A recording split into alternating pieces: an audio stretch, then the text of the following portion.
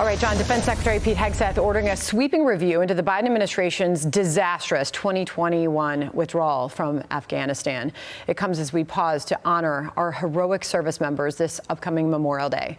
Our next guests have both dedicated much of their lives to serving the nation. We want to bring in Mike Doody, a former Staff Sergeant, Army Infantry Scout Sniper veteran who did 3 tours in Afghanistan, and Christopher Murray, a local New York veteran who also served extensively in Afghanistan and Iraq. And thanks to both of you for being here. I've had the pleasure of getting to know both of you.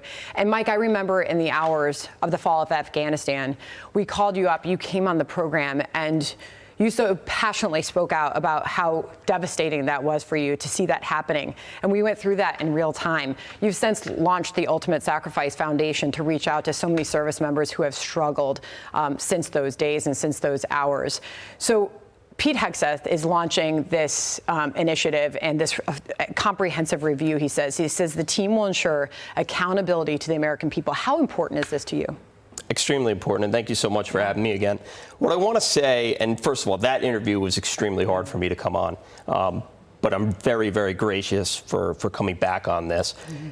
All of us in the warfighter community are so excited to finally, we've been saying this for years, have someone like SecDef Pete Hegseth in the position that he's in with on-the-ground relevant combat experience. Mm-hmm. I want to go through something that the House Foreign Affairs Committee said the other day. The Biden administration prioritized the optics of the withdrawal over the security of the personnel on the ground. I think they hit the nail on the head with that. I couldn't have said that better myself. They failed to properly execute a drawdown operation when plans were in place years prior to that. We were operating in Afghanistan for over 2.5 years with 2,500 troops. Not a single incident happened. And then all of a sudden the drawdown operation comes, and it's like a 5th grade operation. My 2nd and 6th grader right now could have planned a better operation than that. Mm-hmm. So I'm thrilled that Pete Hegseth is launching an investigation into this. I really hope it's positive. You know, there's a huge outreach from your foundation, the Ultimate Sacrifice Foundation, to help people. I know, like you, Christopher, you've been a big part of that.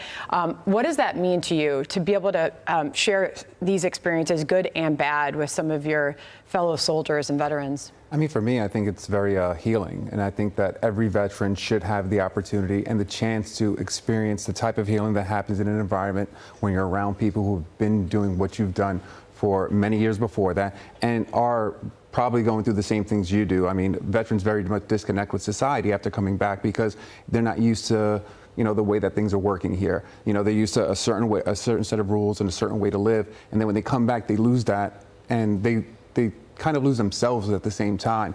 So being able to be a part of, you know, Mike's foundation and connecting with other veterans and connecting with some of these Gold Star families, you know, really does a lot to help me get through, you know, the stuff that I go through every day, and makes me want to be there to help other people more.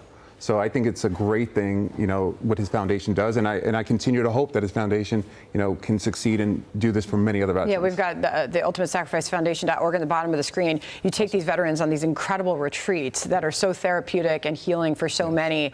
I just want to ask you, as we head into this long weekend, when so many people are talking about their picnics and their barbecues, and, you know, this is Memorial Day. This is one of the most important and sacred days for this nation, and what it means to you, Mike. Absolutely. So let me give you an example for the world, essentially, that's watching this. When I was in my early 20s, I was about 22 or 23, I went on my first deployment. On that deployment, I remember one specific day, we worked out in the morning, we ate breakfast, and then we planned an operation and ended up executing the operation. On that operation, 4 of our service members perished, and then we were attacked with a complex ambush. It was chaos at the time. We medevaced them back to a major trauma center. When we all got back on the ground, they were pronounced dead. I remember doing a ramp ceremony for all 4 of them.